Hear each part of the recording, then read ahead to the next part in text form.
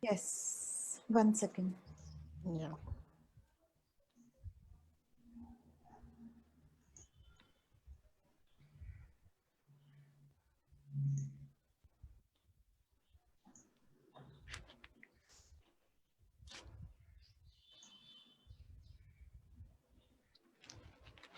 So I will turn off my video, Ruchira.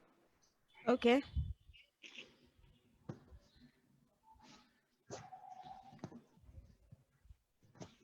Are we live?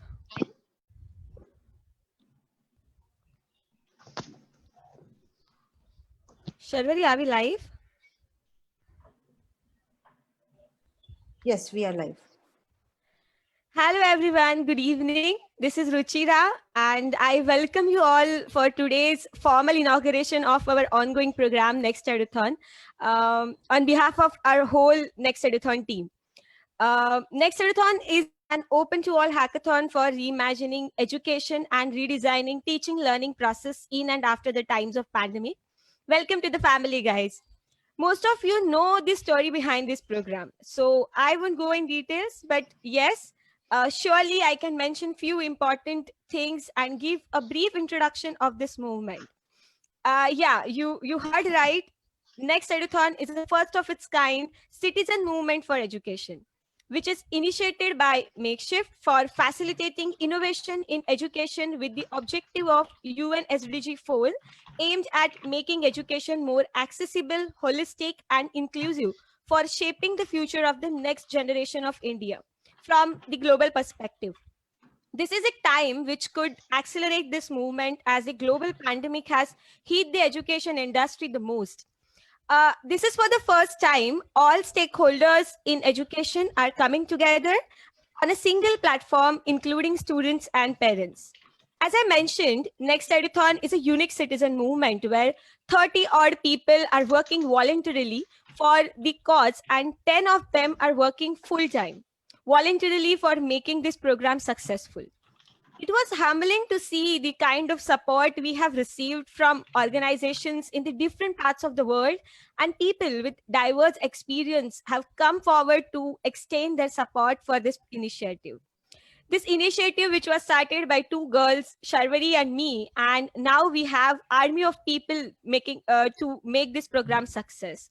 And so this is a movement in true sense. Just think, I mean, how much power we all have. If all these people working in different areas come together, what kind of amazing impact they can create. And if all the stakeholders in education come together and take responsibility of their problems and education, then what will happen? So people ask us, like, what are we gonna do here? How are we gonna solve their problems? And our answer to this question is that we are not going to solve your problems. You, the participants, are going to do it. We are going to help you to do that. We are here to equip you to take responsibility and stand for yourself and help others. We want to grow this tribe. We would also love to share with you that we have started hosting Facebook live session every day at 5 p.m. With our partner organizations and onboarded experts and mentors to let our audience and our participants know about their work and thoughts on the importance of innovation in education. And we have discussed so many things, right, from staying outside of the system and doing things till to people who are in the system and innovating things in the education. And I would also love to invite you all to join for that live session one of the day. And if you haven't watched them yet, I would like to tell you that all those episodes are there on the YouTube channel and you can go and check them. So let's get back to the editathon. As you all know that it is inspired by hackathon, but designed for commoners. Usually in hackathons, experts participate, and here common citizens and stakeholders of education are going to participate. With this program, we are inviting applications to work on education related problems in 6 different themes, and we will be guiding them through the process of problem solving in 4 phases. learning, ideathon, hackathon, sprint, and implementation. We will be running a 2-week-long e-journey for all the participants, that is from today, and where we are bringing a pool of mentors and experts in education, innovation, and design to ideate and create test-ready prototypes. Incubation and implementation support for selecting selected ideas too are being provided by us. So guys, remember, this is not a competition. No numbers, no winners. Ideas which are applicable will get support from us. So we are expecting some great products, startup ideas, and research projects to evolve from this unique social experiment where new ideas of education reforms will be shaped up and put into action. The entire program is free of cost, and team of around 30 people is working voluntarily for this cause. Even around 20 organizations have come on board, and everyone is doing it without any monetary benefit and no commercial involves in this whole program. So so that's what it is. So as I mentioned, we are going to support all the problem areas and ideas brought up by participants, and participants will get full credit for their ideas. For bringing diversity in problem statements and solutions, we need diverse group of people to participate in this program. all this uh, all this moment of the time so at this moment of the time we have around 150 plus participants right now, and with maximum commoners participating in the program who are otherwise kept away from this innovation ecosystem, startup world, concepts like hackathon and technology, and most importantly questioning and decision making about education reforms. We are sure that together we will be able to set an example for the rest. So we are grateful to all our participants, organizations, and our team members, individuals who are supporting us, who are standing with us, and who are believing in us for this cause. We request you to extend your support for this initiative that can help Next Eduthon to reach to common people who may not know how and where to start, and they can be motivated to bring the change. So once again, welcome to this family, guys, and thank you for everything. Now, without taking much of your time, let us start our today's program and invite our guests to interact with you. So today we have 4 guests with us, and all of them are our partners for this program. So our first guest is Veera, and before he starts his interaction with you, I would love to introduce him. So Virappam Swaminathan is the founder of AidMaker and Sustainable Living Lab SL2, which operates in Singapore, India, and Indonesia. He has a keen interest in addressing sustainability challenges through foresight methods, community development, and technology. He is a pioneer of the maker movement in Singapore and was awarded the National University of Singapore Outstanding Young Alumni Award in 2019, the Joseph Jaworski Next Generation Foresight Asia Special Award in 2018, and represented at its UNSDG Voluntary National Review in the same year. He's also the recipient of the YSELI Professional Fellowship by US State Development Department, and he cites on a panel of the Lotus NUS Fund, which awards seed funding to social enterprises. His current education projects are focused on AI skill development for non-technically inclined and building the capacity of educators to deliver STEM education. Welcome, Veera. Over to you. Hi, thank you very much, Ruchira. Yeah, so in my remarks, I basically want to share a couple of points. So I was asked to speak on the topic of intersection of technology and education. Yes. And so in this regard, I want to make a few remarks. So, I mean, as you know, probably one of the most defining features, or rather in the education landscape, is the COVID-19 crisis that we currently had. And in some ways, this crisis has accelerated the shift in terms of digitalization of the education system. So for some time now, technology has been a part of the education system. And I would say there are probably two ways to think about it. One is in terms of technology education. This refers to the learning of new technologies. And this could be AI and machine learning, programming and coding, data science, simulation and modeling, and so on. The other aspect of it is education technology, right? Flip the words the other way around. And this refers to technology tools that support the work of education system decision makers or school leaders, tools that support the work of classroom educators, and tools that support students in their learning endeavor. So this is the way I would tend to think of the matter. So to help us understand what's happening. So in terms of technology education, what's definitely happened is that many schools, around the world, and I've had the good fortune to see school systems in the US, in Europe, in China, India, and Singapore, and so on. They're all somewhat conventional in the sense that they would teach your standard language subjects, your standard science and mathematics and humanities, and so on. Despite the fact that many recognize that in the future, students are going to be needing skills, technology skills, or having an understanding of it from not just being a user of technology, but also being a creator with it. So today, if you ask any student, they are probably very adept at using a handphone, or a computer, or a laptop. But if you ask them to create something with it, they start to struggle a little bit. And the reason is because there's a clear difference between being a user and being a creator with technology. So technology education, I think the education of how to create with technology, that is something that is currently missing.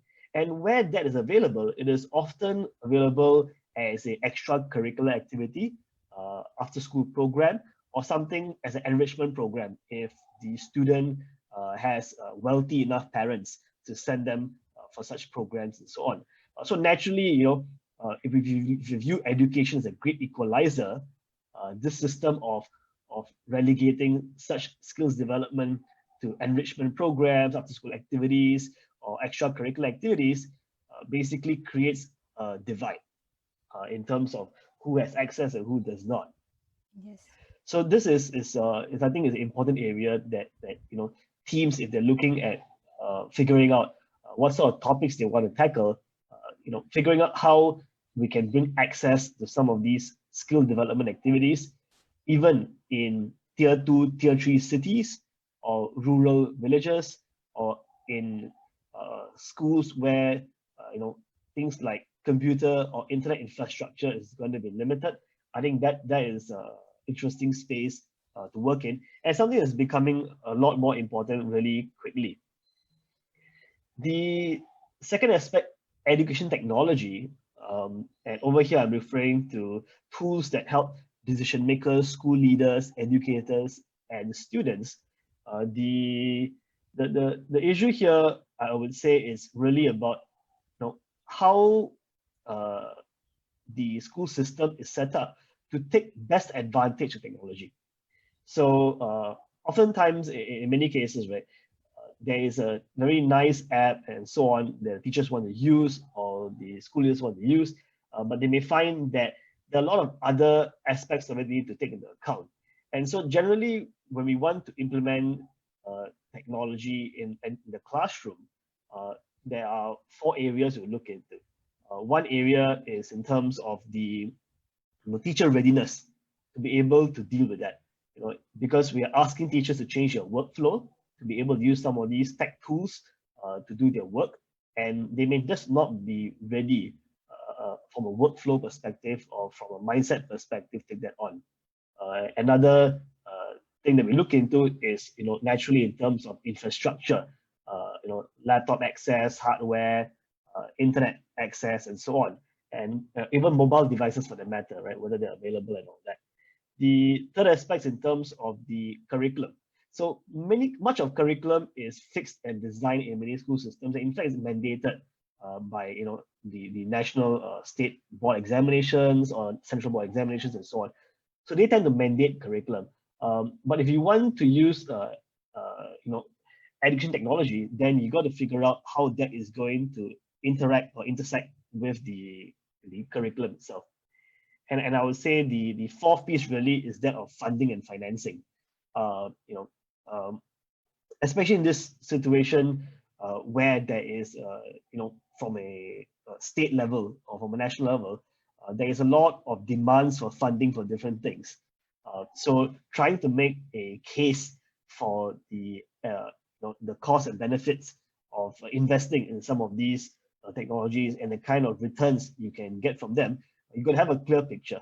If you don't have a clear picture, it's going to be hard to make the case for that. So with all that being said, right, how has COVID-19 basically affected this landscape?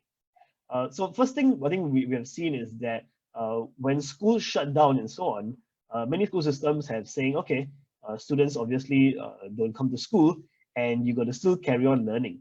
And the way we have seen that happen in some countries is that they've moved learning to either online or mobile, where they had the systems and they had the planning. Right? Because it's one thing to say you want to do it, but then you can't just change in 2-3 days and move your entire system onto that. You have to have already had efforts in that direction if you wanted to shift. And in some school systems, we have found that they have gone into what I call home-based learning, right? Meaning it is still learning as they would do in the classroom, except this time around they would either mail the textbooks or the notes or the homework to your home instead, or you got to pick it up from somewhere, and then you learn at home instead. And of course, over here, one important thing that's happened is that parents have now been roped into the role of being educators, and some parents are of course completely unprepared for this, but they have started to realize as well how challenging it has been to teach, right? I mean, a lot of people think the teachers' jobs or educators' jobs are easy, but clearly in the last few months they have quickly discovered that it is not so easy to teach kids to pay attention and to focus and to work through some of the material. And the third method we have seen is where education systems have made use of national broadcasting facilities, either in the form of radio or television, to run programs on television, on channels and so on. However, the challenge is that those approaches are not asynchronous, they are linear. Right? So if you miss that program, that's it. You got to either record it or you have to somehow wait for the next time block to come on again. And that's not how learning happens, right? Learning does not happen so linearly. But of course, with a broadcast system, you have that particular challenge. And of course, the fourth thing that's happened is that some systems are just not bothered. So in situations where you find, like in a rural setting and so on, schools have closed and students have just stayed at home. And they have fallen behind, in learning for the last 3 months or so. And people estimate that the learning gap faced by some of these students who are actually out of the school system is going to be significant, and it's a gap that they will carry all the way moving forward. Meaning they're always going to be behind, by 3 to 6 months in terms of the curriculum content and so on. So I think post COVID-19, a few things are likely to happen. Firstly, is that inequality in education will likely to increase. I think that is definitely something we already see, but it will get worse, right, in terms of inequality in education. Second thing is that anybody who's already digitalizing the education system, whatever they're doing will be accelerated, right? The agenda, the speed of this will be brought forward.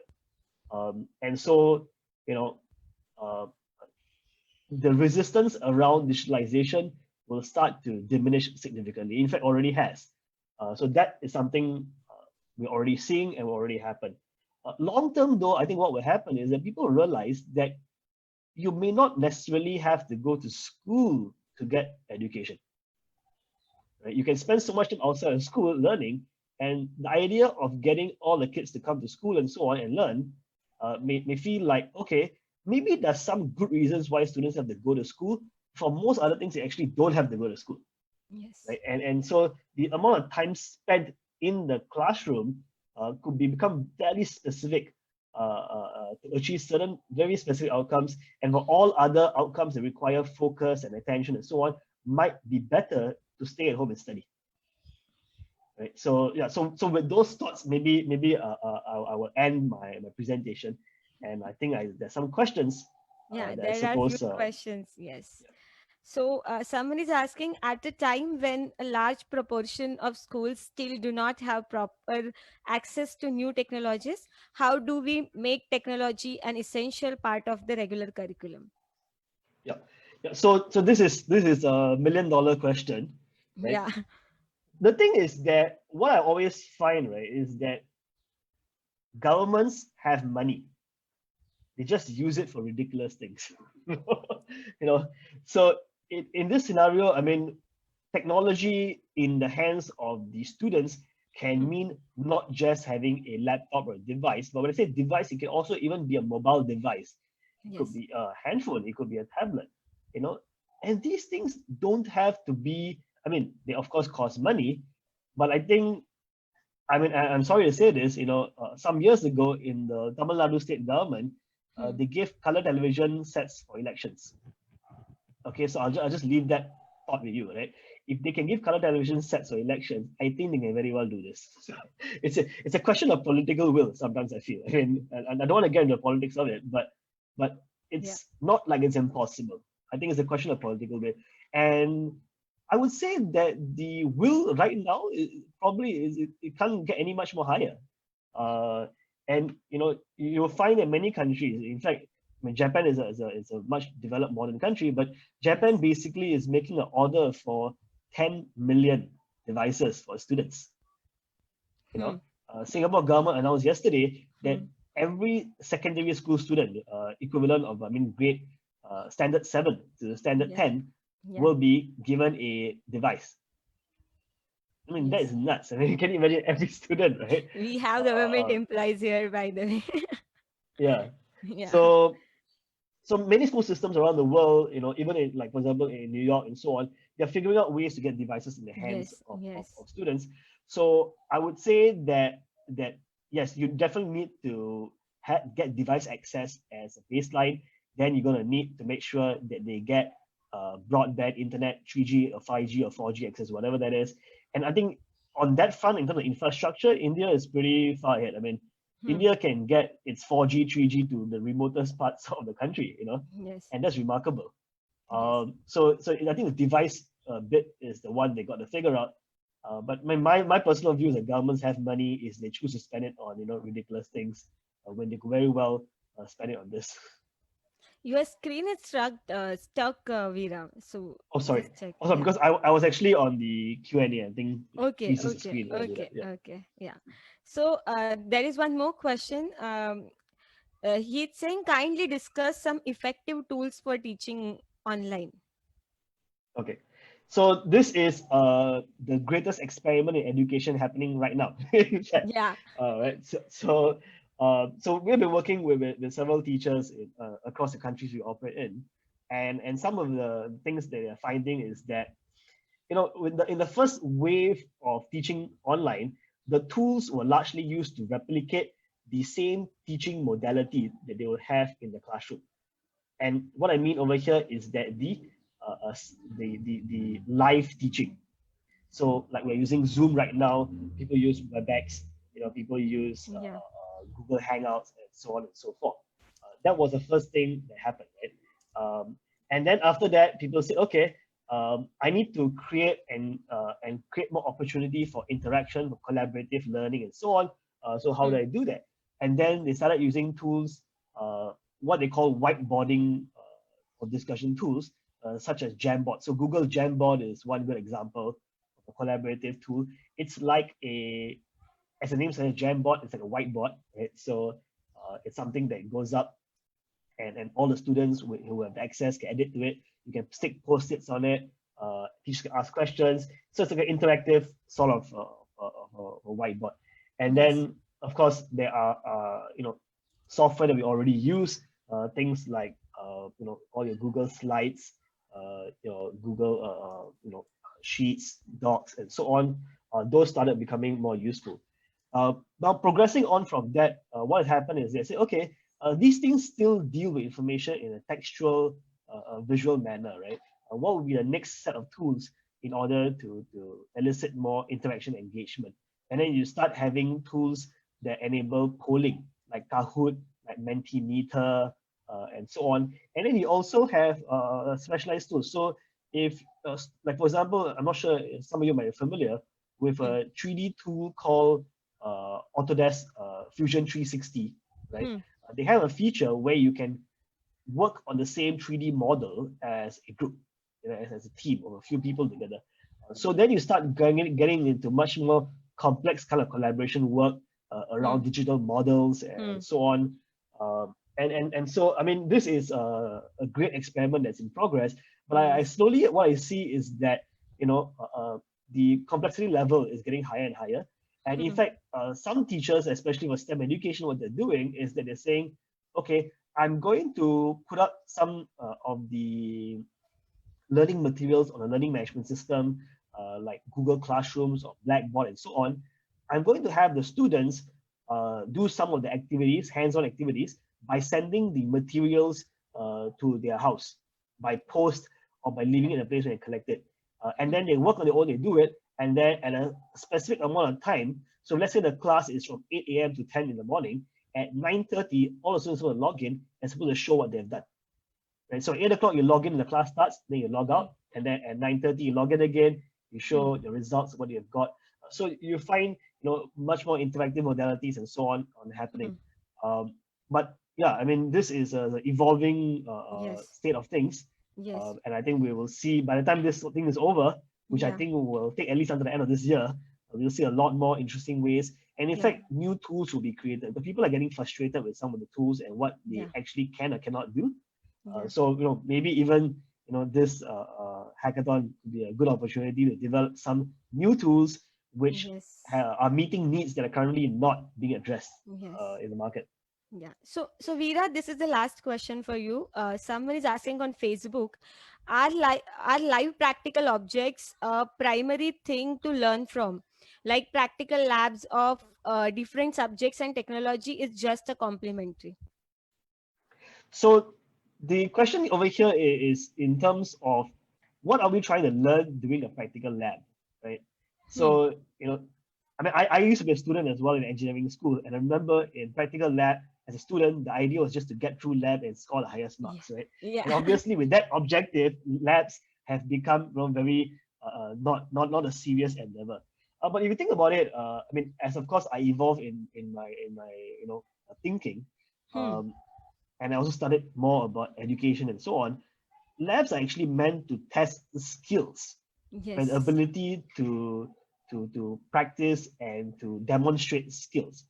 So in a science lab, for example, you want to demonstrate investigation skills, ultimately, right? And you want to develop the skills of creating a hypothesis, creating an experiment, developing a control, testing, and so on. And so a practical is the best way to identify whether you have developed or you're able to demonstrate those skills.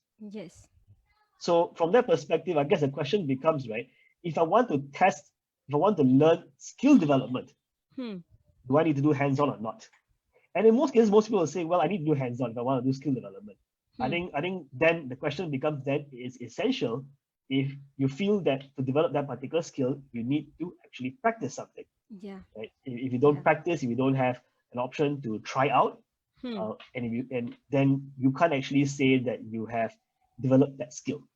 So I will simply qualify that. I mean, in some cases, obviously, the labs are not well designed, in which case it not even be that, right? But if you feel there's a skill that needs to be developed, then a lab session is probably a good way. I mean, a practical session, right? It's a good way. And going forward, I think many employers, particularly, are looking at skills rather than content knowledge, right? So skill development and the importance of it, I think, will increase over time. So yeah, I think practical labs are here to stay, but they can be much better designed than they are currently. So Anita ma'am is saying virtual labs are effective in this problem which you are mentioning here.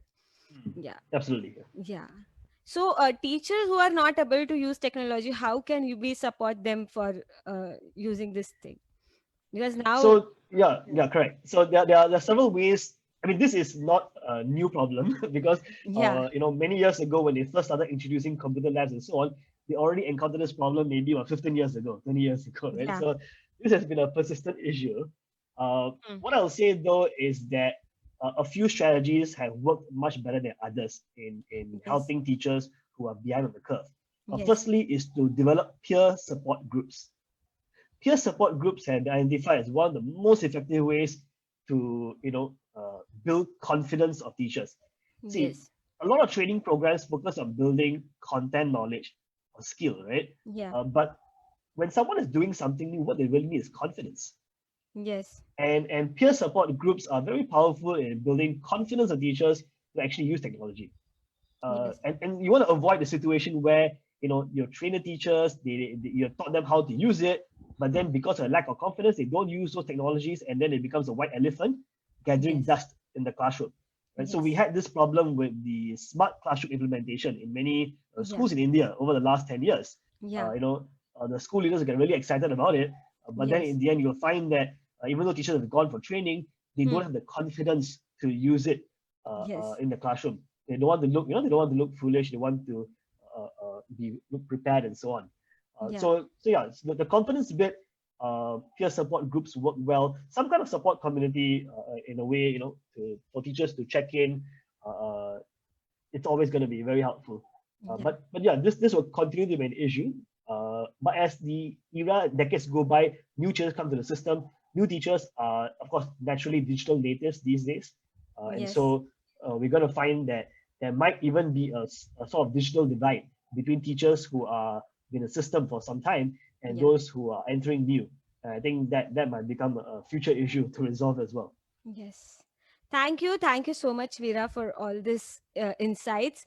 I will request all the participants and who all are like watching this like live program कि आपके पास जो भी questions है वो आप note down कर लीजिए, because we have limitations for time and we have few other speakers also. But whatever points he mentioned, please note down them. Maybe you can use them in some other way also. So Veera, again your screen is stuck. Yes. Yeah. So thank you. Thanks again. And now we will move to our next speaker. So our next speaker is Dhanaj, and Dhanaj is representing Kerala Startup Mission, KSUM, and he is manager there. So since 2018, Dhanaj has been a valuable contributor to Kerala Startup Mission operation team. And so basically, KSUM is the nodal agency created by Kerala State Government for promoting technology entrepreneurship by creating, supporting, operating academic innovation cells, incubators, accelerators, and funding options for startups.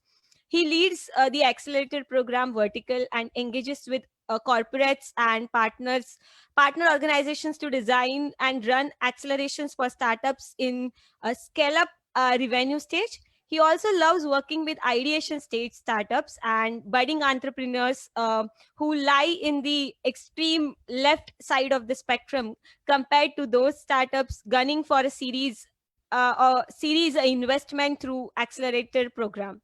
So Dhanaj is someone who is always fascinated by new ideas, both in terms of development in the field. He is also already familiar with and when new subject comes along.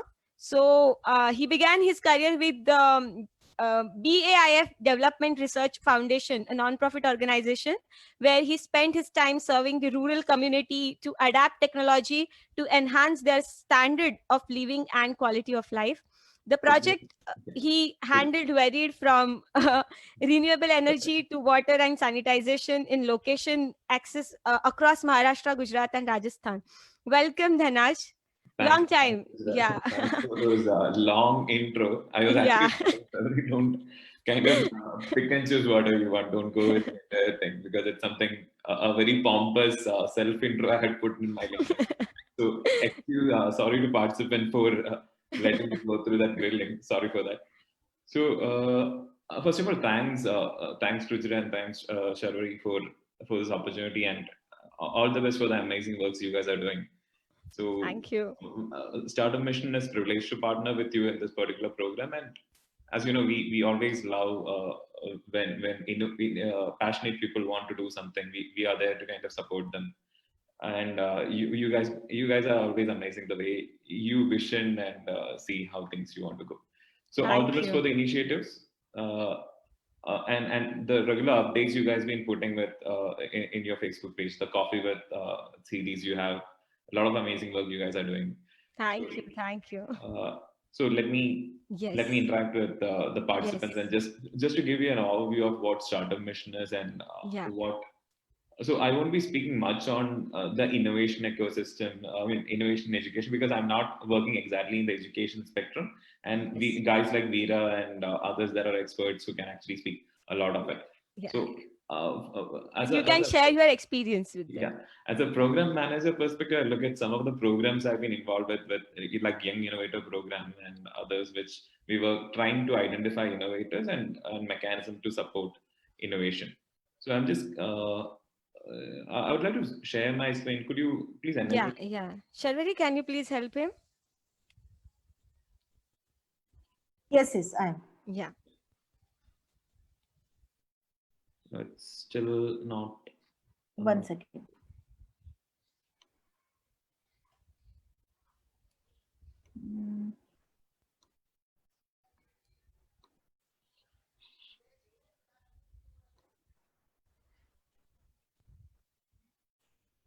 Yeah, done.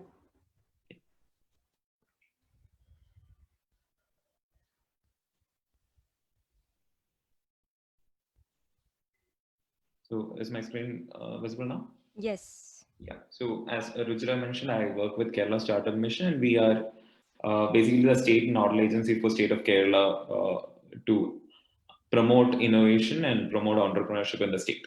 So just to give you what we do here in startup, once again. Yeah. So this is in general what we try to do. I mean, this is what we call the startup puzzle we try to solve. Like we try to kind of put together some method to the madness we try to. So the two key aspect is the inspiration part and the education part. Like education is, I mean, that's something which is relevant to the program which we are talking about also. So in Inspire, we try to kind of do a lot of events, conferences, and other startup related and entrepreneurship related events. Sometimes it's thematic basis. For example, tech on emerging technology. Sometimes it's on women led founders. Sheila Tech is a woman-led founder thing. And the other aspect is once you inspire people, we want to educate also, right? So we had a couple of programs which enable to educate and motivate people to kind of innovate. So this is just a nutshell of the innovation programs we run. We used to run the summer schools, or we have Fab Lab. So Veera was mentioning about rapid prototyping and 3D printing and all.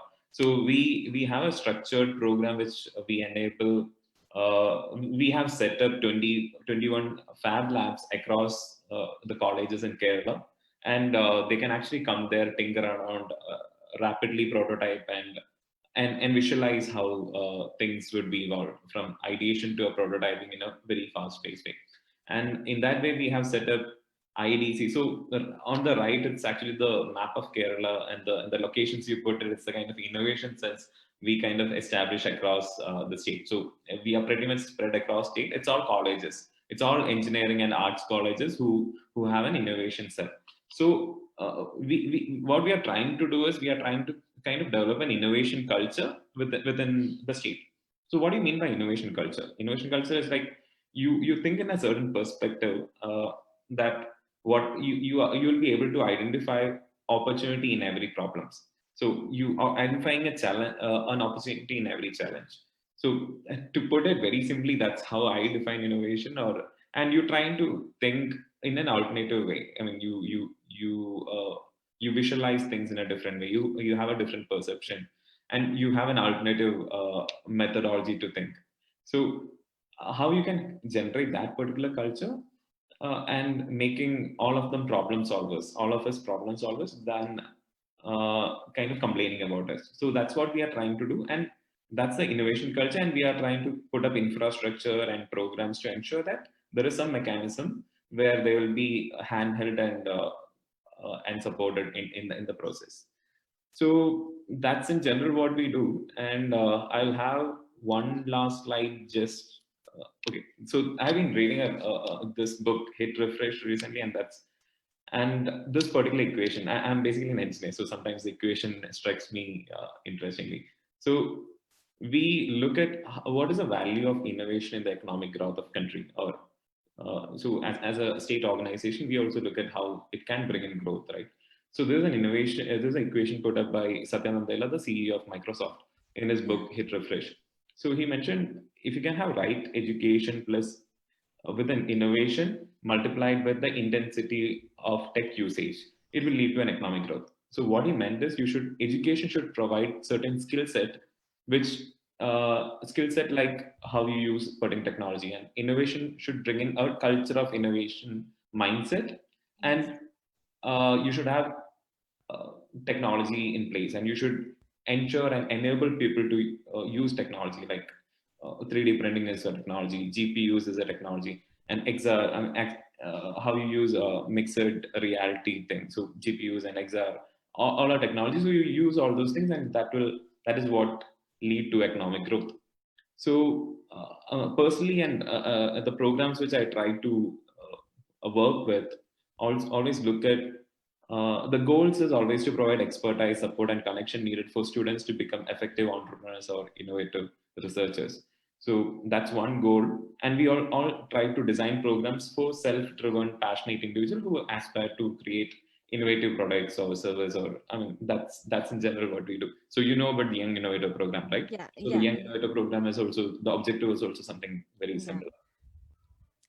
So it's technically like the complexity of problems of today's world need certain complex solutions also. So how you empower developing those solutions through innovation, or sometimes how you empowering the conventional schooling system or conventional education system to ensure that they could provide those skill set, or they could ensure the skill set has been developed in the students, is something which we look at.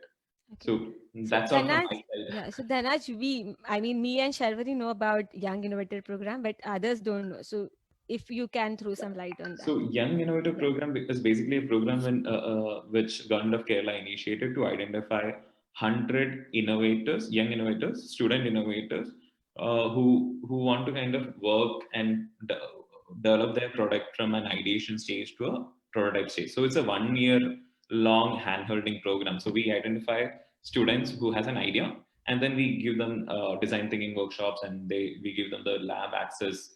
We give them other mentoring support, and there will be certain milestones in between also. So that's a tunneling process, and then at the end of 1 year, they will be able to kind of take that idea to a particular prototype. So in between, there are 2 funding rounds also. So if you always need fund, you need some money to kind of sometimes buy things, or sometimes develop that particular thing to a particular stage. So there are funding track also in between.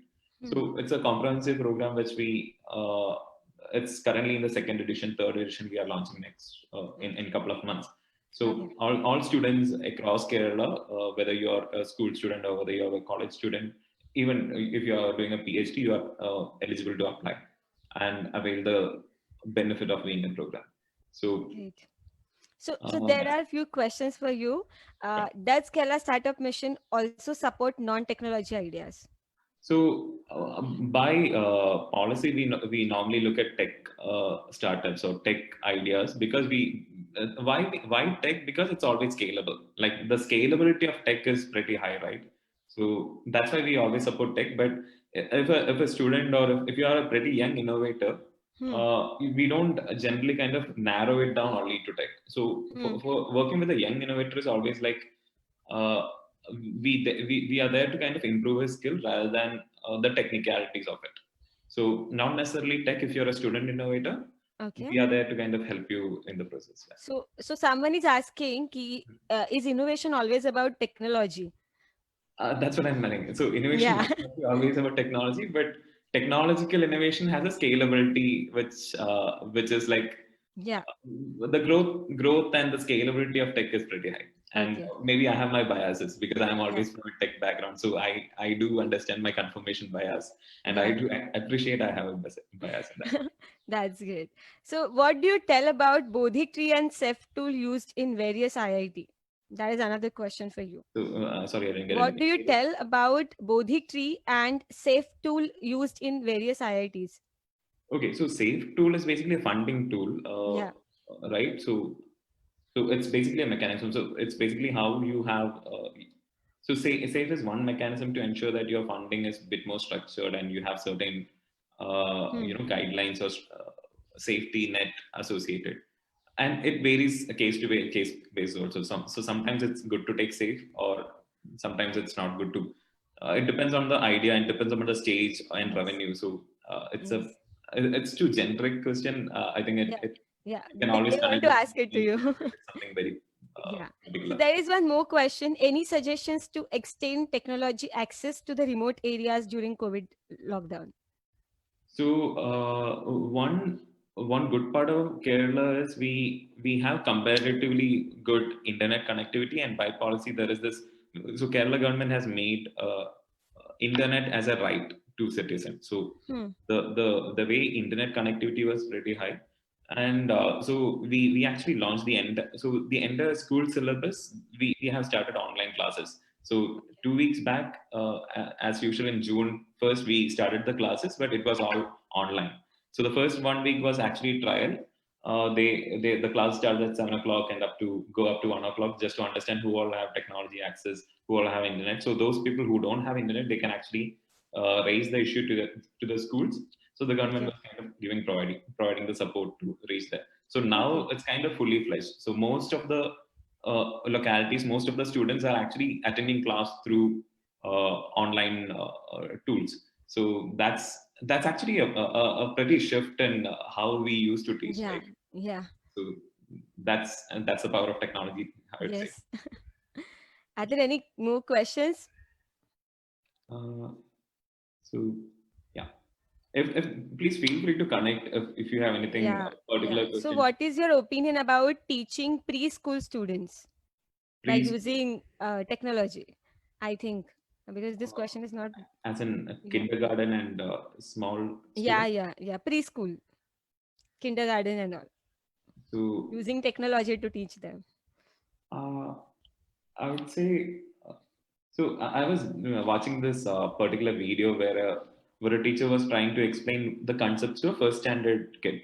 So she was trying to explain how. So that video has become pretty viral in Kerala because she used prop like a cat, and how the cat she was talking to a cat and trying to bring the attention. So Hmm.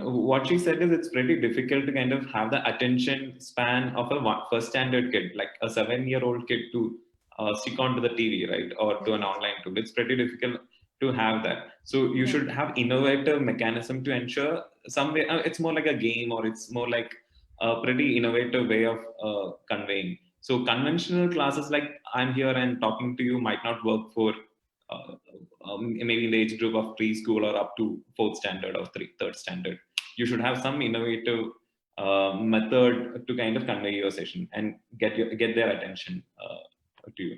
So I personally prefer more of a personal interaction for preschool and LP school students. Yes. Cool. Are there any more questions? There are no more questions. Okay. Yeah. So So thank you. Thank thanks. you so much, Dhanaj, Yeah, for your time thanks, and your Ruchira, and inputs. Yeah. thanks, Shravani, and Yes. once again, all the best. All the best for Thank you. And thank you for this being on board initiative. with us and for your support. Yeah. Shaveri,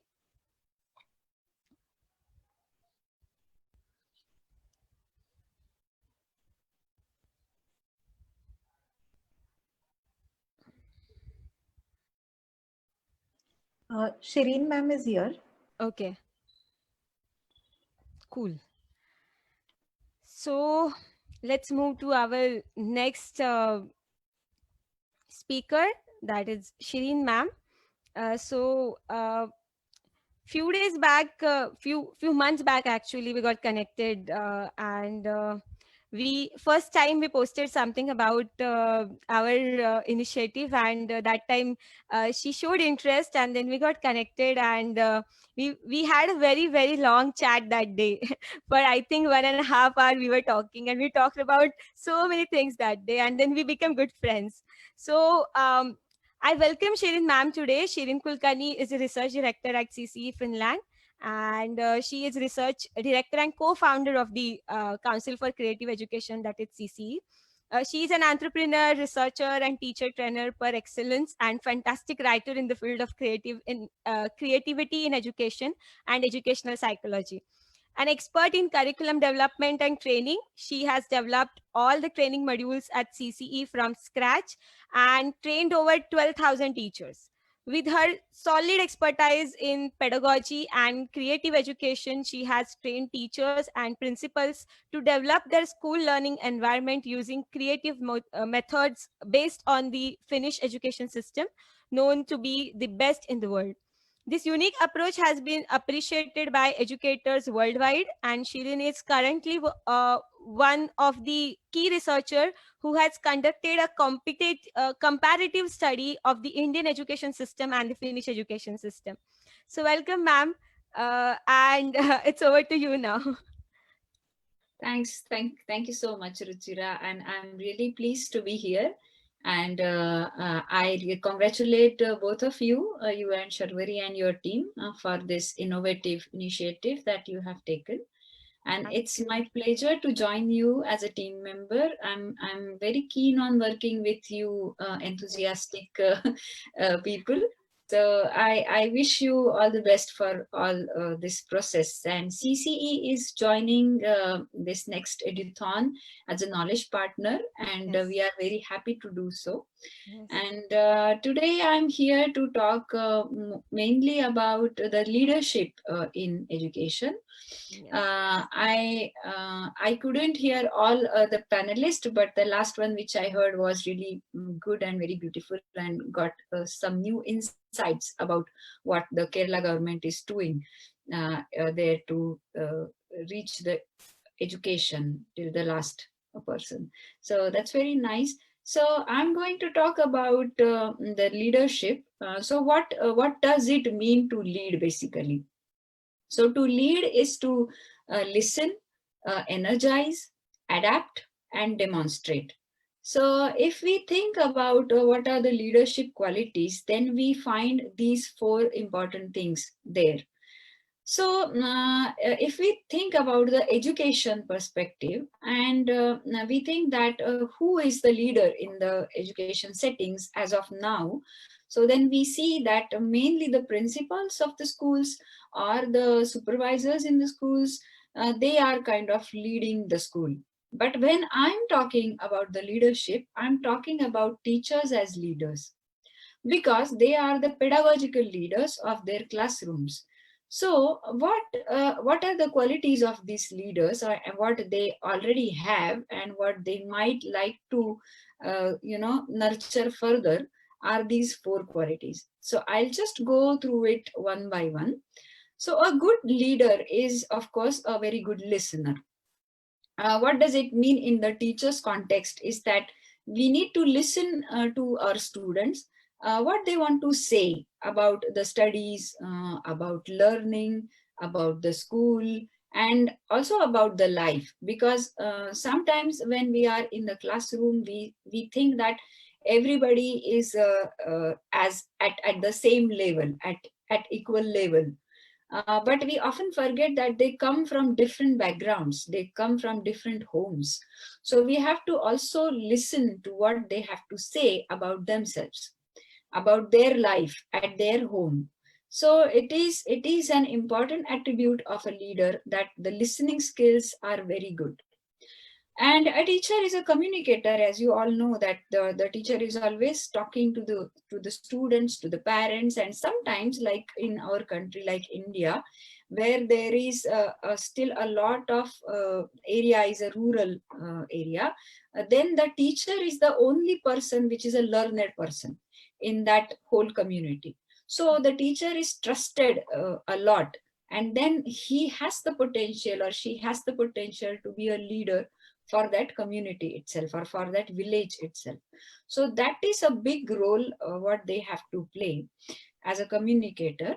So the listening skills are really important as it helps you to understand your students, their thinking, their abilities, and their interests. So once you start listening to the students, and like we say, reading between the lines. So once you start doing that, then the students are really keen that they talk to you. They feel free, they feel comfortable because they know that you are listening.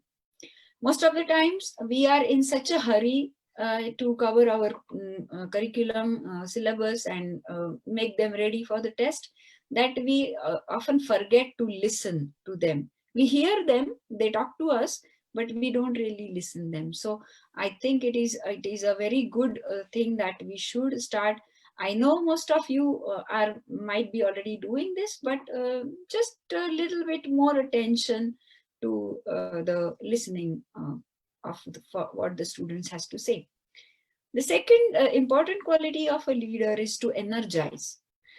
We see that all the great leaders who were also great orators, so what they did is actually basically they energized uh, their crew, or they energized their forces. For example, let's say Napoleon or the Alexander the Great, or even Shivaji Maharaj. Currently, we have also good political leaders in our country who speak so well that the listeners, they feel very much energized. So the teacher needs to have that quality of energizing the classroom, energizing the students. And for this, what we know is utmost important is the activities, that you need to plan the activities, because the students need to get the serotonin. As we know, this is the happy hormone, so and dopamine. For that, we need to have the activities in the classroom, the physical activities, and also all kinds of group activities. So when you do all these kinds of activities, then it becomes very easy to energize the student. Also, you need to engage the student. The E also stands for the engagement.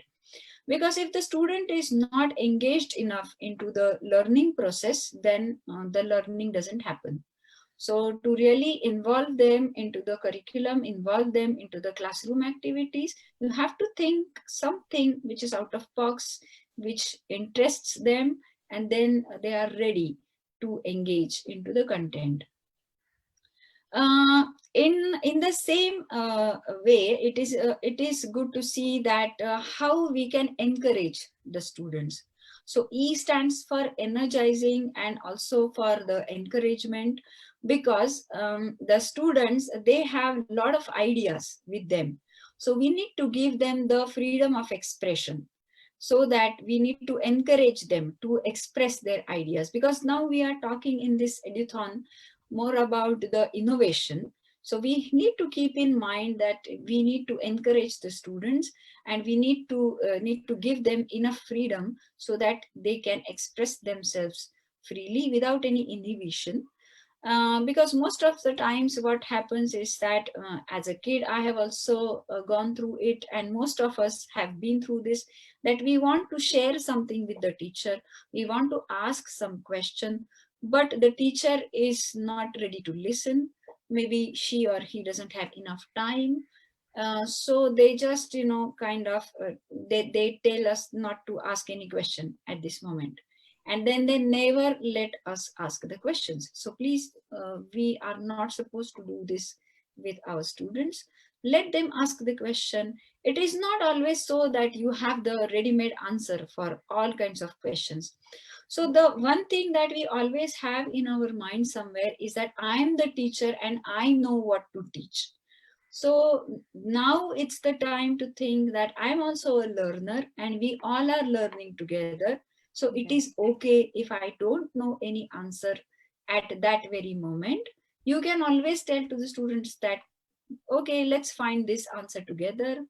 Let's focus on this on some other time, but you can already fix that time, that okay, we can't talk about this today. Today is Monday, but then we have some extra time for this subject, maybe on Friday. So then we will discuss about this question, but you don't forget to write this question in your notebook, and please remind me to discuss it again on Friday.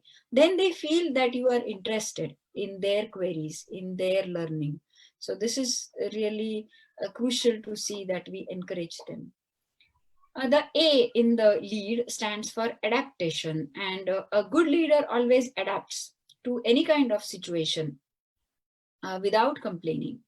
And that's what we have demonstrated. That's what our teachers have done through this lockdown situations. They adapted themselves to the new methods of teaching, let it be online teaching, blended teaching, whatever you call it, but they have adapted themselves. Like you, I know many teachers are listening to me right now, so I would really like to appreciate all the teachers who have gone far and wide to make sure that the kids are learning even during this kind of lockdown situations. And they have made all kinds of efforts to reach to all the children. Like we conducted a conference recently, just last week, and there I could see there were so many teachers who have done various good experiments during this online teaching time. One of the teacher was there and she said that I could have easily sent them the YouTube videos, or for example, we have this Salman Khan's Khan Academy videos, but she said, I found that the students might not be interested in watching a third party video. So she said that I learned to make videos for my students, and then I made the videos, and then I sent those videos to them. And obviously then the students were really happy to see their teacher talking to them. So this adaptability is a very important quality of a good leader. And then the last thing which I would like to talk about is to demonstrate, because leading by example, we all talk about that. We need to remember that the teachers are basically the role models for the students, and they copy you exactly everywhere and for everything. So they also try to copy you for your dressing style. They copy your talking style. They copy your writing style. So they like to copy the teacher. But in that, then it's your responsibility that you show them good things, which if they copy, it is good for them. It's for their betterment. So it's like you have to be a little bit more vigilant that what are you talking in front of them, how you are teaching them. So I think the crucial part here is that the teacher should show them how to learn. And basically that's what we forget as a teacher. We always in a stance that I have to teach you. But basically, we need to keep in our minds that the students are learning. So we need to teach them how to learn. So that's why, again, I will tell you the same point or repeat the same point, that as a teacher, you have to have this concept in your mind that let's learn together. So Yes. it's more of, being a facilitator than a teacher. Yeah. And a good leader, as we all know, it's the leader who gives the chance to others. He let the others speak. He let others work. He let others give their ideas. So the same thing you need to do as a teacher in your classroom. And I know that most of you are already doing these things, but I would like to repeat this and insist this point, that be your own advocate, be confident of what you are doing. Because when I talk to the teachers from various countries, and they tell that they tell that we want to experiment in our classrooms, but then we get some pressures from above, or we get some pressures from the parents, and then we have to leave it. So I always tell them that be your own advocate and be sure of what you are doing. You have all the potential of doing great wonders. So all the best to all my teacher friends who are listening to me right now. And thanks a lot for having me here. You have so many questions from the participants. So we will take few of them.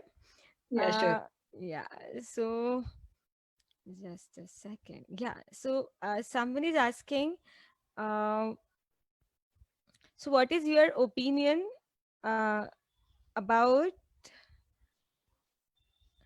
will you enlighten us about pedagogy models of Finland, like Finnish double flip pedagogy model, and it possible, if it is possible to implement in India? Yeah, actually, in Finland, they use all kinds of pedagogies. So there is Yeah. not a single pedagogy that we can name easily. But of course, the most prominent one which you can see here is social constructivism, which they use quite a lot. Collaborative learning is mostly used in Finland. So they learn in groups. They learn through various activities. So learning by doing is another pedagogy that they use. The flipped classroom style is also used here, where the teacher give them the material to read beforehand, and which they are supposed to read at home, and when they come to the classroom they mainly discuss about the problems that they have in understanding the content.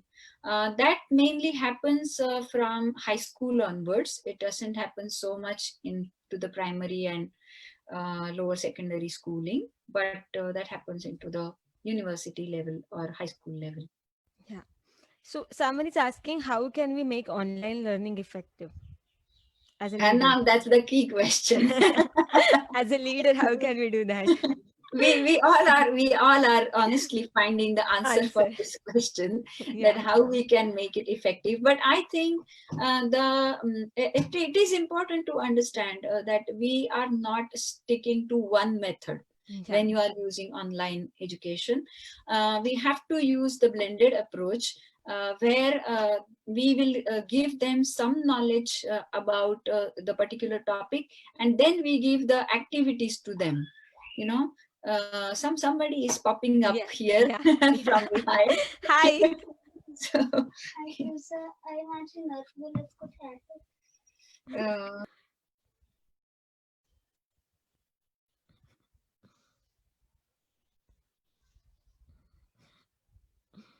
He was hiding. yeah.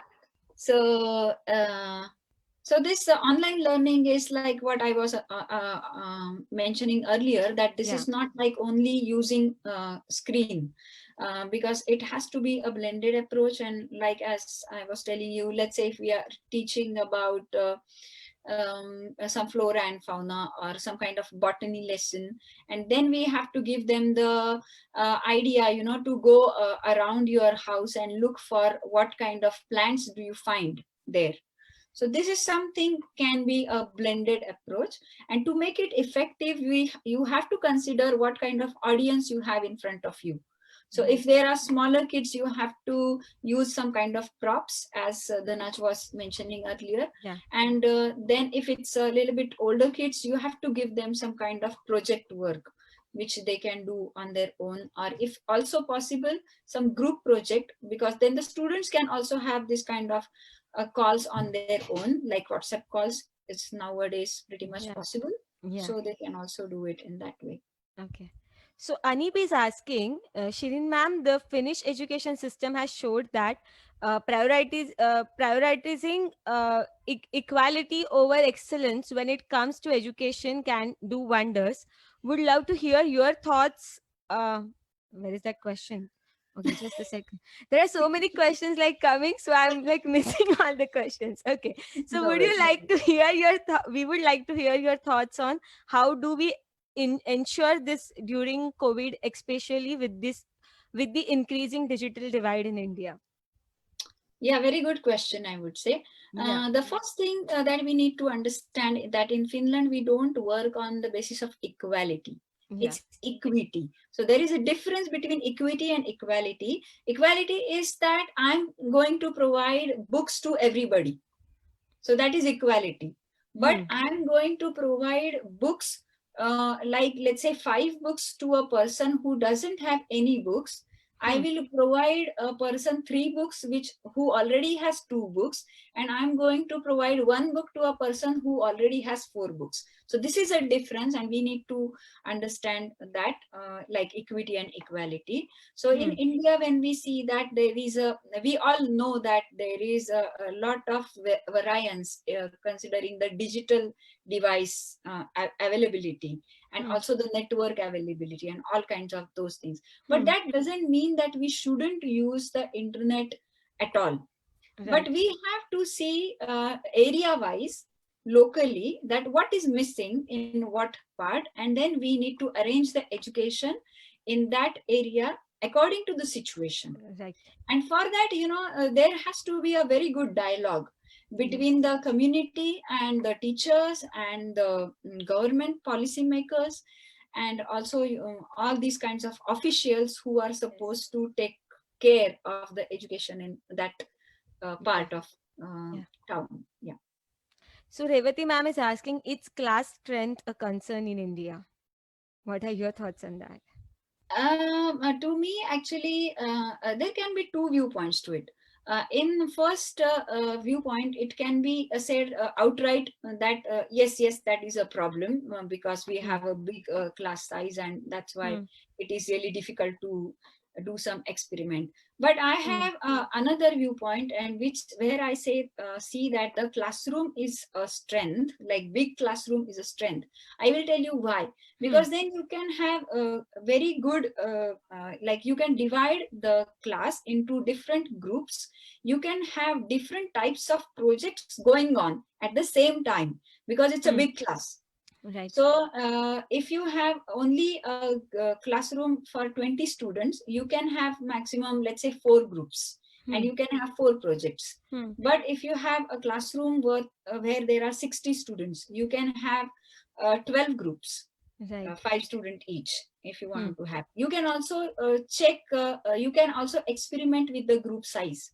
Right. If you want to keep it small, or if you want to keep it large, you can make subgroups within the big groups, and you can give them different projects to do. So this is actually a strength. So I often get this question that this classroom strength, about the classroom strength, and this is my answer to that. So it's not a problem, but it's a strength. So we need to learn. We need to learn how to use it, because human resource, how can it be a problem? Yeah, it's good that we have that human resource. So it's about us, how we want to use it. Yeah, it's about perspective. So there is one more question. The present model of education encourages unhealthy competition and stress students. As a result, students gradually lose interest in their curriculum. How do we energize students in this kind of background? Yeah, it's really pity that we need to go through so much of stress and so much of competition. So I guess it's better that we teach the students, to focus internally, like what they have. Instead of focusing on what I don't have, I should focus on what I have. And the teachers are the best persons to do it for the students. They can make them understand their own potentials. Because Ruchira has some unique abilities, Shireen has some unique abilities. We can't be competing with each other. Right. Like we all have seen that famous picture where there is a fish and there is a monkey and there is a elephant, and the teacher they all are swimming, to give the same examination.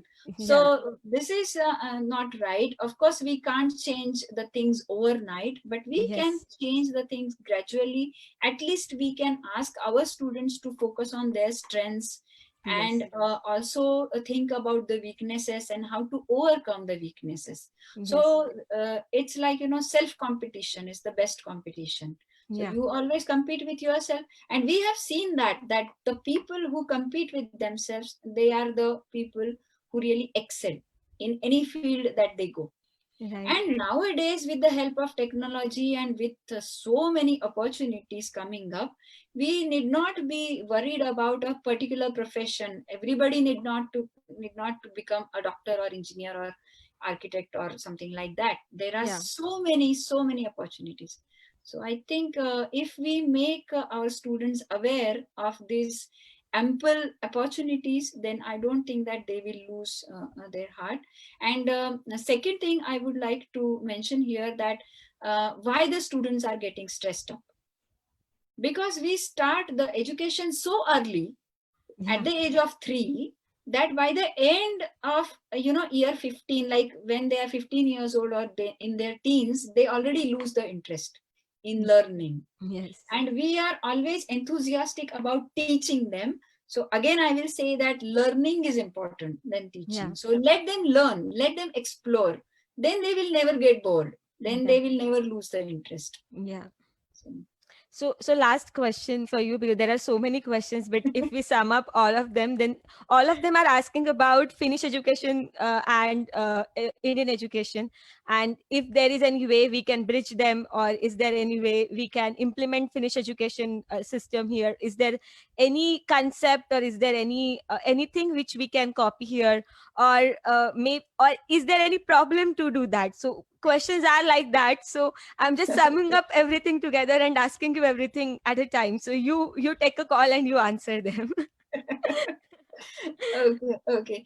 Yeah, actually, basically, what we need to learn from Finland is that they give due importance to self-directed learning, Yes. and which we are missing in a big way in Indian Yeah. education system. Yeah. We are always enthusiastic about teaching. So this self-directed learning is one important point that we should learn from Finland. Another thing we should learn is the teacher empowerment. Yeah. The teachers are very well empowered here because they are very well trained. Yeah. They I would like to tell you that in Finland, if you want to teach even the first graders, you need to have a master's degree in education. So, and this training is quite updated. So it's not that they have, had this designed this Yeah. curriculum in 80s and now they are still using that. So they Right. keep on updating the teacher training.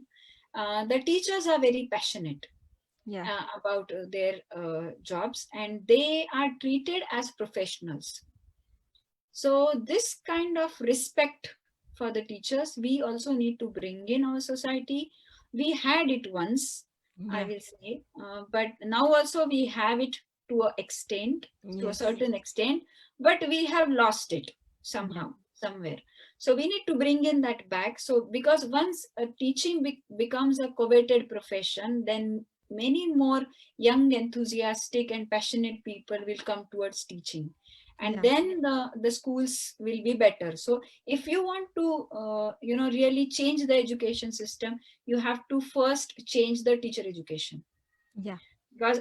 Because the teachers are the leaders of the classroom. So Yes. once they have a very good education, they have the tools to make the change, then they can really do it. And I'm really happy to see that there are so many teachers are doing so many wonderful things in their classrooms, but still they are not getting enough respect for what they are doing. So Yes. these things actually we can learn from Finland.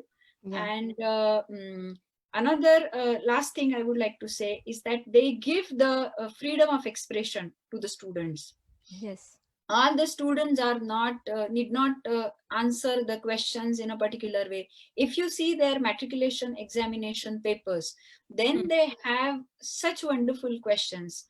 Is like where the students really need to think and write, and they have to support their argument Right. with references. Yes. So for example, in mathematics, they have 17 books which they have to study if they need to pass the 12th exams for mathematics. So like that, they really study hard if they want to pass the examinations. It's not all that they are always playing and laughing and Yeah. no, but it is self-directed learning. They are very focused and they know what they want. So Yes. that's I think what we can learn from them. Yeah. So thank you so much, Shirin ma'am. We have so many questions for you, and for all the participants, we are noting down all your questions, and we will answer them in due duration. We will pass them these questions to all our speakers also. But because of the time limit, we cannot have all the questions. So thank you so much again, ma'am, for this amazing session and your insights, and being one of our knowledge partners. So your participation means a lot to us. So yeah, so our next speaker was Abhishek Dubey, and he was a founder of Muskan Dreams, but because of he met with some accidents, so he is unable to join us today. And so right now we don't have him with us here for this session. I hope he will take care of him. So now I will invite Sharvari to explain and tell you all about the next step. And before that, I'll just introduce Abhishek, because Abhishek is also one of our partners for this program. So his organization, Muskan Dreams, is one of our community and implementation partners. Abhishek started Muskan Dreams in 2014 with the aim to support children in rural parts of India by introducing technology. It is a non-profit organization aiming to transform the learning experience of the children. Muskan Dream is an award-winning social impact non-profit organization recognized and listed by Forbes Asia in 2019. Initiated in 2014, currently they are closely working with 80 government schools, 12,000 children and 300 teachers across 3 cities, Gwalior, Bhopal and Indore in Madhya Pradesh. And they plan to build 1,000 digital learning classrooms in 500 government schools over the span of next 2 years. So there was so much to listen from him, but I think we will arrange his session in next few days. So now, Sharvari, over to you. Please introduce everyone with our next phase and solve their queries. You are on mute. You are on mute. So sorry. Thank you so much, Shireen ma'am, for such a wonderful insight. So basically what happened today was, we were trying to get together a session where you get all the insights together, one thing was about education, another thing was about technology, and another was about innovation. So Dhana spoke about innovation, Veera spoke about this thing, technology, intersection of technology and education, and Shireen ma'am spoke about educational leadership. So combining these three makes the gist of the next eduthon. Why we are talking about educational leadership? We want you to take care of your problem, solve your problem. How?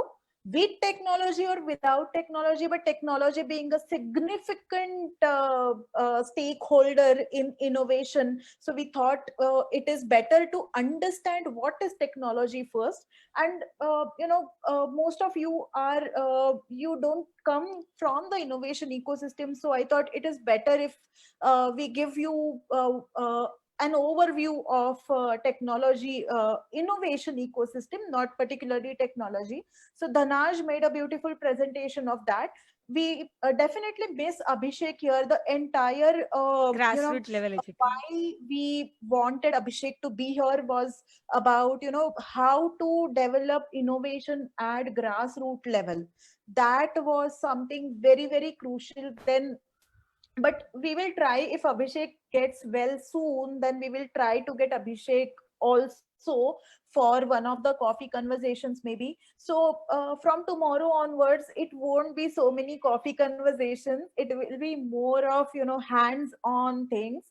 So what we are doing in hands-on experimentation coming up tomorrow, I'll just share briefly about what's happening here. So as you know, we have so many knowledge partners and experts associated with us.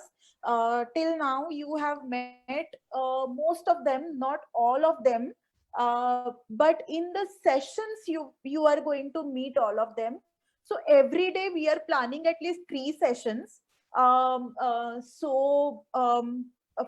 tomorrow, like registrations are still open, right? So we cannot actually touch on theme based sessions from tomorrow, but there is lot to learn about education, lot to learn about design and innovation. I hope you remember about Jaisal's coffee conversation when he spoke about how to use design. What is design exactly? So how to bring it to education is something we are going to explore it.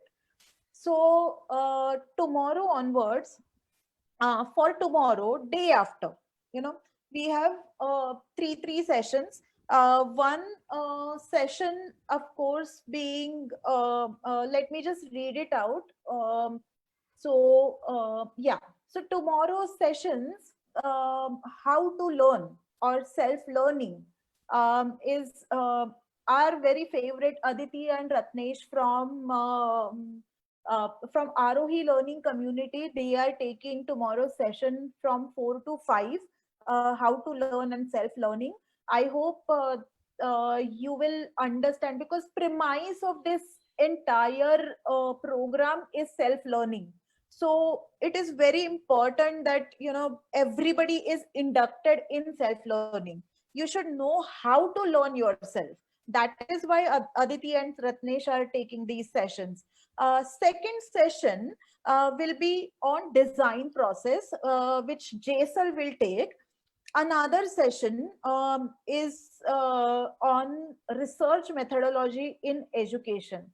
So that will be conducted by another speaker, Dr. Samiksha Nerurkar. We'll share everything like daily. From now onwards, you will receive an email saying that, okay, ye aapke speakers hai, these are the speakers for tomorrow. And yeah, kind of back to back, because tomorrow, see, these are lined up in the evening. We will share everything. Let me just complete what I'm saying. After that, I'll come to questions. Now, after this session ends, you will receive an email about time slots, about what kind of sessions are lined up, and what are the modes of operation. Now, I know many of you are working people, so it may not be possible for you to join afternoon session. So what are we trying to do is, if the speaker is not available in the evening session, and as you know, if it is a webinar, we will stream it on YouTube as well. Like we will upload all the videos, all the webinar videos on YouTube, so that in your free time you can watch them. Okay. On For the workshops, I would recommend you to be there on the workshop. I will, as much as possible, I will try to arrange these workshops in the evening because you are working. But if not, I would really, you know, request you to be there for the workshops at least. Why? You know, because you cannot recreate the workshop experience when you are watching it. What kind of workshops, you will get to know it. You are getting a mail in some time. By 8:30 you should receive everything on email. My team is working on that. Next thing, you will receive in the email, you will also receive a schedule of events. What's happening, like, there are in the learning phase itself, we have taken few phases. Like for generic sessions, there are two phases, like tomorrow and day after there are and on 21st there are generic sessions, which are mandatory and common to all. But if you are not able to join them for any of the reason, please watch them on YouTube later. But please give us a day's time to upload them. Okay. We at least need okay, so today this session is happening. This video can go by tonight on YouTube or tomorrow morning on YouTube. So please allow us that much time for the YouTube thing, but try to be there for most of the sessions. Next thing, so design thinking workshop is happening, and that when it is happening, that you will get to know in the schedule. Then your theme wise, now before theme wise, 19, 20 and 21st, generic sessions, mandatory and open to all sessions. Okay, we will try to stream them on Facebook, but not possible to stream all the sessions. Now here, if you miss any of the session, it is your responsibility. We because we believe so much into internal motivation, and in your spirit of being an innovator and self learning, we won't be telling you, okay boss, aapka session miss hua hai, please karo. No, we won't be do that. We won't be doing that. But but here we have few learning material should be updated by tomorrow morning.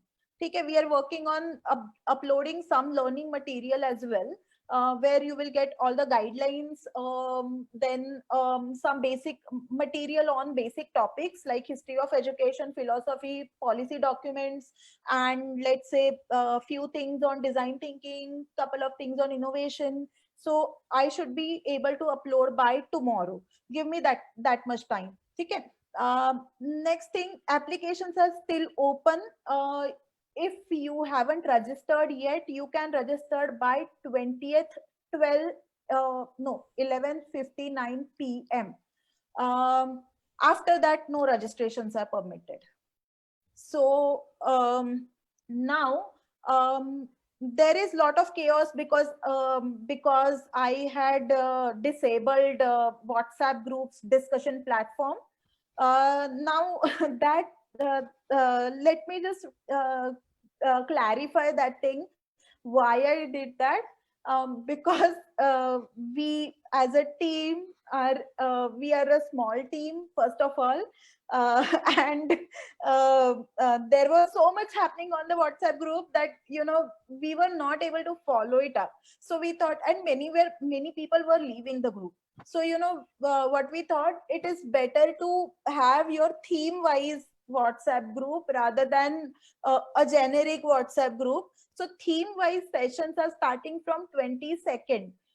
We will be declaring list of selected candidates under each of the theme by 21st. By 21st night, we will be doing that. And not we are here to take people, we are not here to eliminate anybody. So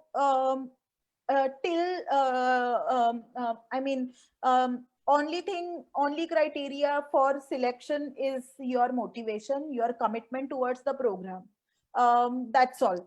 So our screening team is working on screening your applications, but it is totally unfair to, if the registrations are still open, then it is unfair to declare anybody as selected participant. So we will wait till 20th and declare the list by 21st night.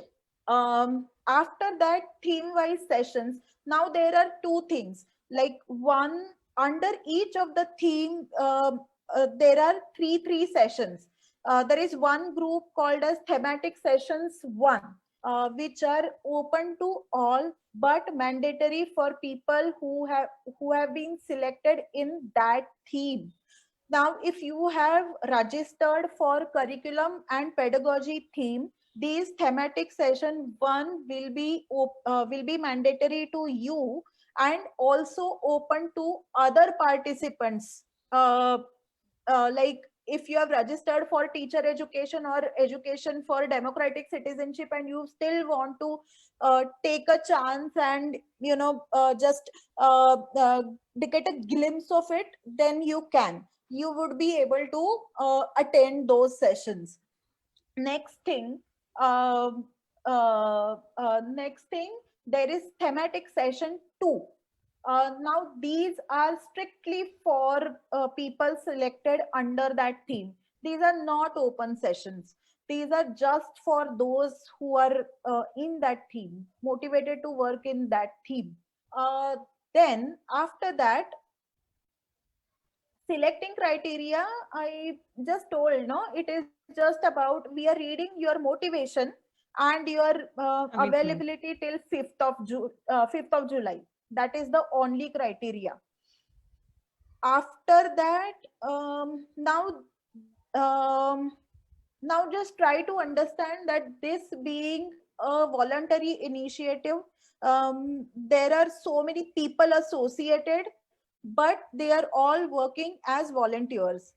So the thing is, let's just respect that, you know, they are working as volunteer. Like Shireen ma'am, she is totally into her own organization, but still she is taking some time out for us and Yes. delivering couple of sessions. So maybe we will try, you know, to facilitate interactions as much possible, but we cannot disturb the speaker or the mentor beyond an extent. So now we will try to open few mentoring slots. Again, this is we will try at our best. The main mentoring happens on 4th and 5th of July, but before that, for your projects, for your theme, if you have any doubts, we will try to open few sessions. If not, like if one of the mentor is not available, let's say, then our team is creating a Google form which will be mailed to all of you, and or we can put that Google form on the learning drive, so that you will you know, you can just fill that form, and we can get your query. We will pass it on to speaker or mentor. They will get back to us in their time. uh, Next thing, there is a drive folder which is created, named as learning drive, or let me just check the name. What is it? So yeah, so there is a drive folder on, we will be sharing the link in the mail, of course. So you will get access to all the learning material there itself. Then there are few things like self-assessment, feedback forms, and your and reflection diary, and maintaining a diary. So tomorrow, no, a day after, you have a session with one of our team member, Tejal. She will give you insights on how to document the session. She is a researcher herself. So it is best that who is practicing on ground research level activities. So she will tell you how to keep documenting your work. Okay. This will be, we will ask you to share these documents time to time, and we expect that you also put a drive folder, and we'll create a space for that. And we expect you to be there, I mean, get back to us on time with respect to submissions. So now there are different type of submissions. One is problem statement submission, another is your idea submission, and the final submission.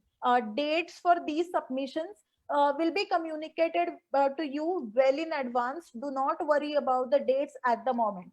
Okay. Now, yeah, am I done, Ruchira? Yes, you are Almost done. done? Yeah, you are done. There are a couple of ground rules Yes.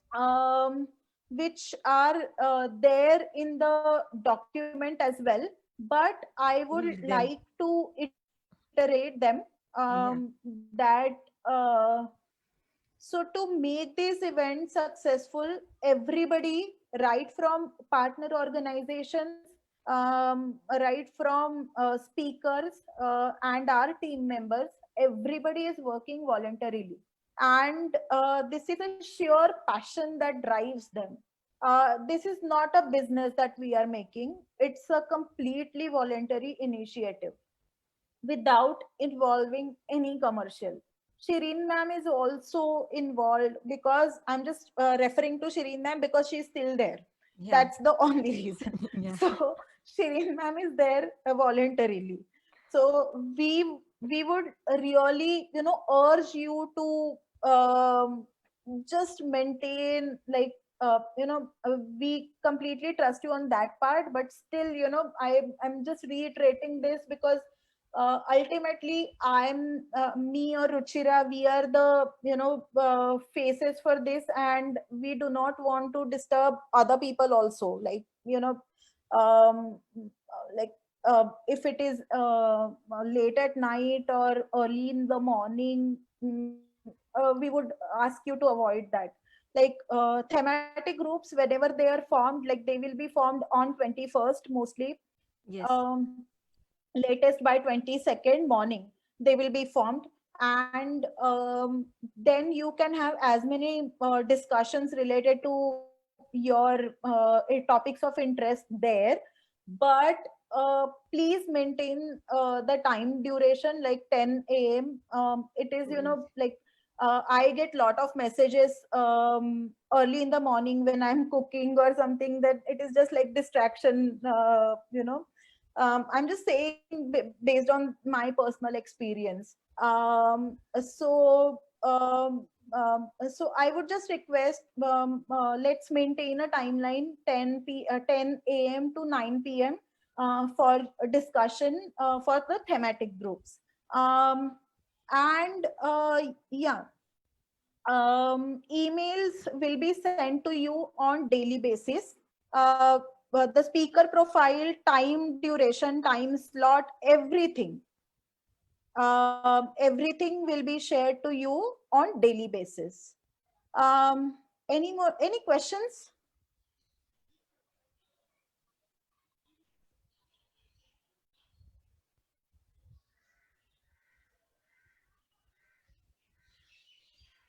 Any questions? Ruchira, can you please share if there are any questions On Facebook, just me. on Facebook or on here also? Yeah, let me check. Just a second. Someone is asking submission instructions. Can you repeat submission instructions?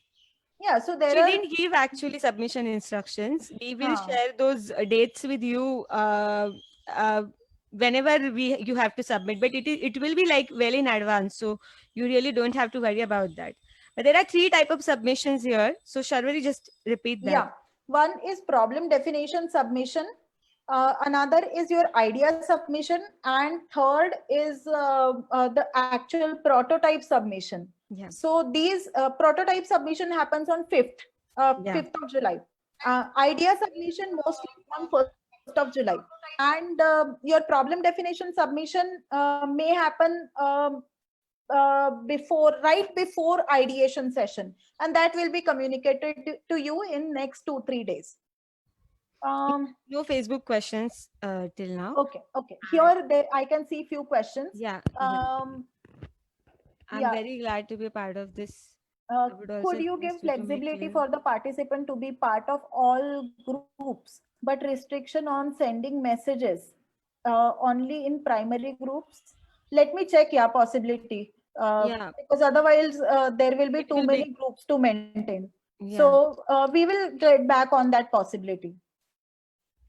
It was to get a comprehensive insight. Can the video sessions be made available for viewing in? Of course, like I said, they will be available on YouTube. But the workshops, only red signal is workshop. Workshop may not be available because workshop is part, the speakers or facilitators, personalized content. Yeah. So if it doesn't violate their privacy, then only we can post workshops on YouTube. Otherwise, we will send you the PPT or flow of the workshop in case you missed it. Why I'm enforcing to join for workshops? The only thing is it is impossible to create workshop experience after Again. by viewing it on YouTube. Yeah. Workshop has lot of one-on-one communication. Webinar, of course, webinar, we are going to share that on YouTube the very next day. Or now, if this particular session is happening today, then the YouTube video will be uploaded by tonight, by late night today Or or tomorrow morning. morning. Okay. Yeah. Both Kindly the- relax the time a bit more for discussion. It is kind of difficult because uh, most of the participants are from India, right? So, but we will think about it. But We'll think about yeah, it. yeah, Yeah, I'll just think if it is possible to, have another kind of communication. yeah, I'm not sure at the moment. WhatsApp, I think, is a best medium. But we'll try. We'll give it a shot. We'll try. yeah. And work on it and get back to you in 2-3 days maybe. Yes. Um, yeah, I got it. You are not in India. Completely agree that we should work on it. Yeah. But at the moment, we can't commit. Yeah. Next, Deepak is saying, I'm very glad to be part of this. I would also request you to make clear the accountability that is selected participants must keep up in this collective initiative. Thanks. Thanks, Deepak, for raising this. So accountability lies on our part, most of accountability. But yes, on participants, there is lot of accountability because you are the ones who are going through this program. Now, if you want any concrete output, it's, it is best that you own the accountability. You Yeah. take that responsibility on yourself. Yeah, so submissions, like I said, problem definition submission, idea submission, and the later part, which is the prototype submission, they are submissions, and there you are accountable for it. Yeah. The very next thing for which you are accountable is Documentation of your work. documentation of your work, filling feedback form. See, Yeah. if we do not get feedback, then you are not helping us in any way. So we request you to, whenever we put up a feedback form and you get a mail or WhatsApp message on about the feedback form, please help us to make it better with your feedback. Self assessment, self reflection is something which is a crucial part of this entire process, and Yeah. Tejal will be talking about that on 20th. Yes. And everything will be she will tell everything in that session only. So I am not the best person to talk about how to maintain a journal, because I just maintain Excel sheets. Yeah. So there is uh, so there is one question, Sharvari. Rajiv is asking, because of the lockdown, if we don't get the material to build the prototype, can we use what we have and just build a simple model and submit it? Of course, yes, we want that only. We don't want you to go and buy stuff in the market. Yeah. You know what? Jaisal, our design expert, Yeah. so we were discussing with him the Yeah. possibility of making prototypes with material which are available, easily accessible materials. So he said, "अरे newspapers है ना, kitchen है ना, और क्या Yeah. चाहिए?" So, Jaisal is the best person to answer your query, and Yeah. he'll do that in that Don't worry about material at all. material. Because Without material, also, we will make prototypes. because you know what, how I make prototype is just to fill a Google Doc or maintain Excel sheet. That is my prototype. uh, but yes, prototyping wise, it again depends on what What kind of kind of- problem you are solving, Yeah. what is your idea to solve it. So अगर आपको globe बनाना है तो please globe कैसे बनाइए, उसका simple कोई अगर घर में एक पड़ा हुआ बाउल है तो आप उसको यूज करके ग्लोब बनाइए, या फैंसी सा ग्लास बाहर से लेकर आइए, that is completely up to you. But Yeah. I would suggest that newspaper का बॉल बना के ग्लोब बनाइए. Yeah. Many of our participants who want to work on research papers or documents or curriculum design. So I would specifically suggest that, you do not have prototypes to make as such, like Yeah. physical prototypes to make. But it is best to use few online tools for that, and Tejal and Jaisal will help you to get a glimpse of those online tools. Yeah. Yeah. That's how we in team work. Yes. If we do not have sticky notes or drawing boards or storyboard materials, which we used to use in the workshop time, we use few online tools. Next is keep it flexible with respect to time, as many teachers would be busy. Yeah.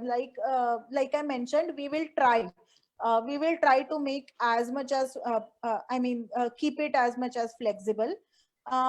Generally, what are the timings? Like, if you are a teacher, would you mind sharing your time? Yeah. Will there be workshop sessions happening simultaneously under different themes? Yes. Yes. Like, it completely depends on availability of the speaker. Yeah, because some speakers are preferring weekends, some speakers are preferring Weekdays. weekdays, that too early in the morning or late in the night. But don't worry, like, there is nothing very early in the morning. We start at 10 o'clock at max. After that, 12 to 3, there is nothing. Sessions may start from 3 or 4. And after that, okay, 8 a.m. to 1 p.m. Yeah. So after that, these guys can participate. Chitra, what is the theme that you have taken? If you don't mind sharing. So you won't face any problem for afternoon and evening sessions. Like, there are time slots. 3 to 5 is one time slot. Another time slot 5 to is 7. 5 to 7 and 7 to 9. Yeah. After 9 p.m. there is nothing. Like, before 10 p.m. we are not starting. 12 to After- 3 there is absolutely nothing. After that, after 9 p.m. there is nothing. Next question. So it will be 2 hours every evening? Not really. Why? Because I'll tell you. Now there are 2 types of sessions. One session is webinar, like we are having one right now. So webinars are 1 hour session, because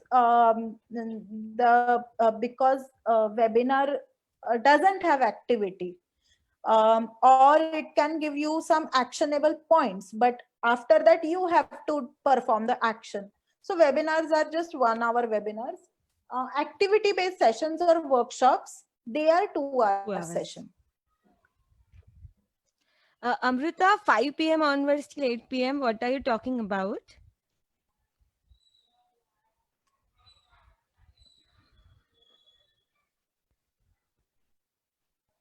Would the schedules be flexible enough? Cause even students are participating, having online classes. Yeah. Schedules are kind of flexible, because we also understand that you, but yeah, let me tell you something. I'm not very sure how to recreate this workshop experience if you miss a workshop in any case. Let me talk to a few workshop people, like facilitators, and get back to you. Convenient time to attend. Acha, 5 p.m. onwards. So most of the sessions will happen like 5 p.m. onwards. there are only few facilitators who are choosing 10 or 11. Then and yeah, webinars are only webinars will be uploaded on YouTube, so so don't worry about that. Webinars will be there. For the workshop scene, let me talk to facilitators and get back to you, like if they can at least give you flow of events or some actionable points which you in your free time can work on it. Okay, so we'll sort that out that way. Zoom as a platform is being restricted for use. Zoom, see, for webinars, if we have to stream them on YouTube or record them, it is best we use Zoom. Alternative platform, yes. Tonight with you are getting an email. So their alternative platforms are mentioned. Any other question? Okay, so I think we are, I mean, time is up. It's 7:05. Relax. From tomorrow, हम ये बोलते हैं ना कि हमारी तो दिवाली शुरू हो गई है, तो आपकी भी दिवाली कल से शुरू होने वाली है. So all the very best. Thank you so much, everyone. Thanks to all our speakers also, and thanks to all our participants also. Acha, there is one thing.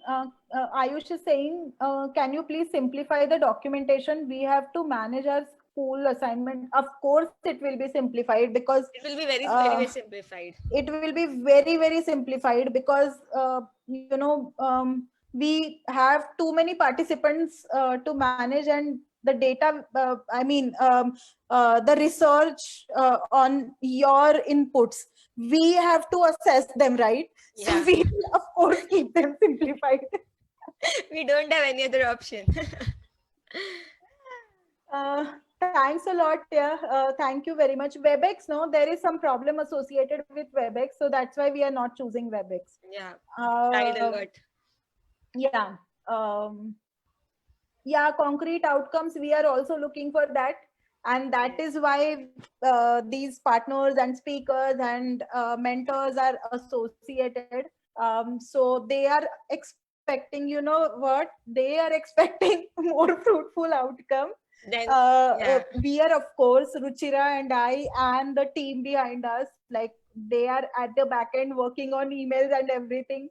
I wish I could have taken them here, but yeah, there are so many people working so hard for this. They are also they also need some concrete outcome, right? So thanks a lot, everybody. Those who have not registered, those who are watching this on Facebook, please register for next Eduthon. This is one of the kind of social initiative. It's a voluntary initiative. There is no fees for this. Everybody is a volunteer here, and you guys who are attending the session are also volunteers, I believe. Yes, please register by 20th. It will be a fruitful journey, and till 20th, whatever happens goes on YouTube, okay? So that you can view it later. But take the ownership of learning. I'm not going to take ownership of your learning. I'm just facilitating. Please check your mails, because participants are not checking their mails also. So please check your mail on regular basis, because we are going to mail you everything. Okay, and we will maybe announce it on your WhatsApp group saying we have mailed you, but going and checking that mail and reading that mail is your responsibility. So please do that, because people are receiving mails. They know that we have sent them a mail, but they haven't read it. So that should not happen from next time onwards. So please read your mails, check your mailbox, and take responsibility of your learning. And if you're missing any of the session, then please go and check YouTube next day. Okay, and check each and every day ka schedule. We won't be announcing in our WhatsApp group saying, okay, now this session is starting. We won't be doing that, because there are so many sessions happening, right? So please check and be aware. You will get an agenda for the day. Yeah. So like tonight you will receive agenda for tomorrow. Yes. So tomorrow agenda for the next day, Yes. and that we will share in WhatsApp. Yes. Okay, bye bye. Take care. Bye bye. Thanks to everyone.